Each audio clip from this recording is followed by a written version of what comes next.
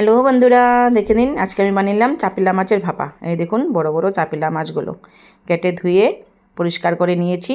তারপর দেখুন সেই সাথে কি নিচ্ছি, সর্ষে পোস্ত বাটা, কাঁচা লঙ্কা বাটা, তারপর চিড়ে কাঁচা লঙ্কা, পেঁয়াজ কুচি।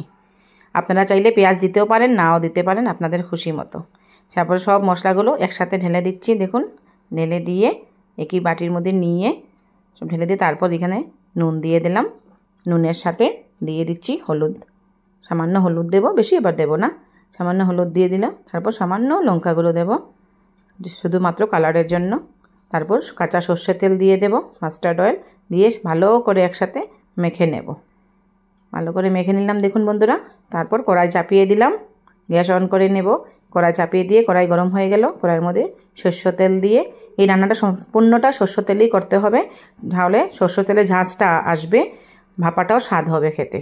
তারপর সর্ষের তেলের মধ্যে সব কিছু দিয়ে দিলাম, মাখা মশলাগুলো, মাছগুলো দিয়ে, তারপর সামান্য বাটি ধোয়া জলটা দিয়ে, বাটি দিয়ে জল দিয়ে আমি ঢাকা দিয়ে দেব।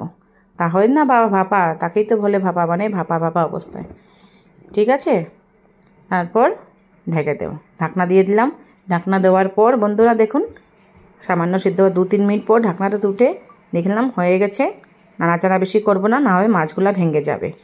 তারপর দেখুন সেটার মধ্যে ভালো করে বলক ওঠার সময়, তারপর দেখুন এটার মধ্যে সর্ষের তেল দিয়ে দেবো সামান্য নামানোর আগে। তারপর এটা ঢাকা দিয়ে দেব আর চুলার আঁচটা বন্ধ করে নেব। 4-5 মিনিট পর ঠান্ডা হয়ে গেলে নামিয়ে নিলাম। হয়ে গেল আমার চাপিলা মাছের ভাপা।